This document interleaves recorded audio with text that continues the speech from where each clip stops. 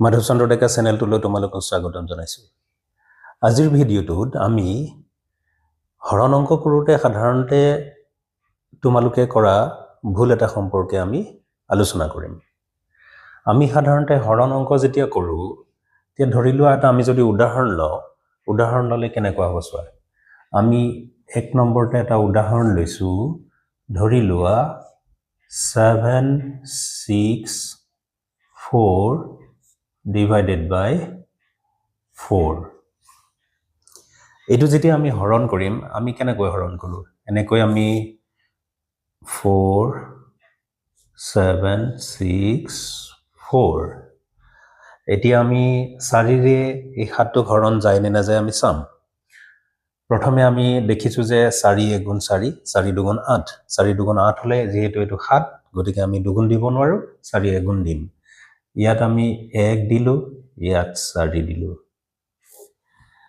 এতিয়া 7ৰ পৰা 4 গ'ল 3, যিহেতু এই 3টো এই ভাজকটোতকৈ সৰু, গতিকে আমি ওপৰৰ পৰা এটা অংক নমাই আনিব লাগিব।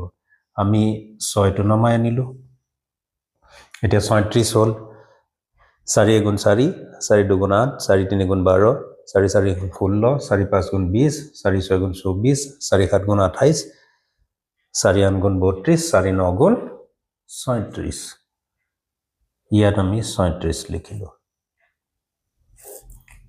এতিয়া 4 নামি আহিল, 4টোক এবাৰ যাব, 4 × 4, ভাগ শেষ, শূন্য থাকিব।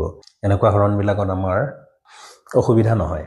যেতিয়া আমি কেনেকুৱা অংকত আমি ভুল কৰোঁ সাধাৰণতে, ধৰি লোৱা এই 2 নম্বৰ অংকটো চাবা, 8, 6, 4 হৰণ 8। এতিয়া কি কৰিবা? এতিয়া চোৱা, আমি ইয়াত 8 পাতিলোঁ, ইয়াত 8, 6, 4, 8 × 8 এইটো সকলোৱে জানা, 8 × 8 আমি দিলোঁ। এতিয়া 8ৰ পৰা 8 গ'ল 0, আমি লিখিবৰ দৰকাৰ নাই। এতিয়া আমি 6টো নমাই আনিম। তাৰপিছত দেখিম যে 8ৰে 6টোক হৰণ নাযায়। তেতিয়া তোমালোকে কি কৰা, 4 অংকটো নমাই আনা। আনি পেলাই 8 × 8, 8 × 2 = 16, 8 × 3 = এনেকৈ 8ৰ ভাগৰ পূৰণ নেওতা কৰি পেলাই তাৰপিছত তোমালোকে 8 × 8 = 64। বহুতে এই ভুলটো কৰি দিয়ে। এইটো আচলতে উত্তৰ নহয়। এই ভুলটো তোমালোকে কৰি দিয়া। এনেকুৱা ক্ষেত্ৰত আমি কি কৰিব লাগে? এতিয়া আমি অংকটো পুনৰ কৰিম।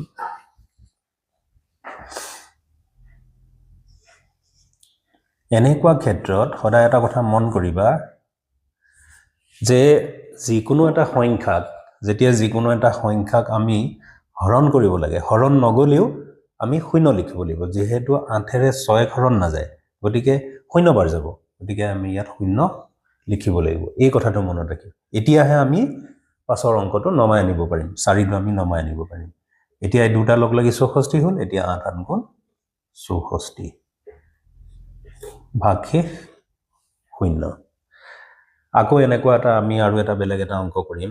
এতিয়া চোৱা, আৰু এটা অংক যদি আমি কৰোঁ, আমি এইটো মচি দিছোঁ, 3, ধৰি লোৱা 9, 5, 3 হৰণ 9। এতিয়া আমি কি কৰিলোঁ, 9টো আমি 9 × 9, 5টো নমাই আনিলোঁ। যিহেতু 5টোক 9ৰে হৰণ নাযায়, গতিকে আমি ইয়াত কি কৰিব লাগিব? শুদ্ধ কথাটো হৈছে ইয়াত আমি 0 দিব লাগিব। 0 বাৰ গৈছে, 9 × 0 = 0, 0 বাৰ গৈছে। এতিয়া আমি 3টো এতিয়াহে নমাই আনিব পাৰিম। আমি যদি আগে 5 আৰু 3 দুইটাকে নমাই আনি 9 × 9, 9 × 2 এনেকৈ কৰি পেলাই আমি 9 × 5 = 45 বা 9 × 6 = 54, 9 × 5 = 45, আমি ইয়াত যদি 9 × 5 = 45 কৰি দিওঁ, এইটো কিন্তু ভুল হ'ব। এই উত্তৰটো ভুল হ'ব। আমি কি কৰিব লাগিব? যিহেতু 5 অংকটোক 9ৰে হৰণ নাযায়, গতিকে নাযায় মানে কি? 0 বাৰ, গতিকে আমি ইয়াত 0 লিখিব লাগিব। তাৰপিছতহে আমি এই অংকটো নমাই আনিব পাৰিম। এইটো নমাই আনিলোঁ। এতিয়া আমি 9 × 5 = 45, ইয়াত আমি 8 বাকী থাকিব। ইয়াৰ পৰা আমি 1 ধাৰ কৰিলোঁ 13 হ'ল 13ৰ পৰা 5 গুণ 8 আৰু ইয়াত 4 পৰা 4 কৰিম ভাগশেষ থাকিল 8 আৰু ভাগফলটো হ'ল এইটো হ'ল ভাগশেষ এইটো ভাজক এইটো ভাজ্য এই ভুলটো তোমালোকে বহুতেই কৰা সৰুতে পঞ্চম শ্ৰেণী চতুৰ্থ মানৰ ছাত্ৰ ছাত্ৰীবিলাকে সাধাৰণতে এই ভুলটো কৰে এই ভুলটো নকৰিবা পুনৰবাৰ মই আকৌ এই এনেকুৱা এটা অংক আকৌ কৰি দেখাইছো তোমালোকে এইটো মনোযোগ দি চোৱা এইটো আমি 4 নম্বৰত কৰিছো ধৰি লোৱা 6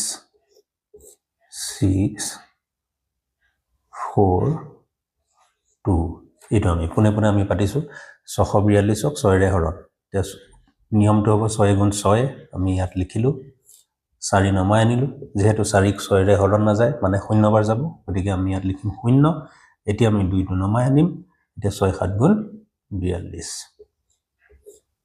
ভাগশেষ থাকিব 0 এইটোৱে হৈছে নিয়ম আৰু যদি এইটো নকৰি পেলাই এনেকৈ যদি কৰা 6 42 এতিয়া আমি 6 গুণ 6 লিখিলো 4 নমাই আনিলো ইয়াত আমি 0 নিদিলো 2টো নমাই আনিলো 6 7 গুণ 42 এই ভুলটো তোমালোকে বহুতে কৰা গতিকে এইটো ভুল হ'ব এইটো শুদ্ধ পদ্ধতি আজিৰ ভিডিঅ'টোত আমি এইখিনিকে আনিলো হৰণ অংকত বাকি হৰণ অংকবিলাক বাকিবিলাক তোমালোকে কৰিব পাৰিবা এইটোত খেলিমেলি হয় বহুতৰ এই খেলিমেলিটো তোমালোকে দূৰ কৰিবা আজিৰ ভিডিঅ'টোত ইমানকে আনিলো পৰৱৰ্তী ভিডিঅ'বোৰ চাই থাকিবা ভাল লাগিলে লাইক কৰিবা শ্বেয়াৰ কৰিবা যিসকলে মোৰ চেনেলটো নতুনকৈ চাইছে তেওঁলোকে চেনেলটো সাবস্ক্ৰাইব কৰি ল'বা যাতে মোৰ এনে ধৰণৰ এডুকেশ্যনেল ভিডিঅ'বোৰ তোমালোকে সোনকালে পাই থাকা ধন্যবাদ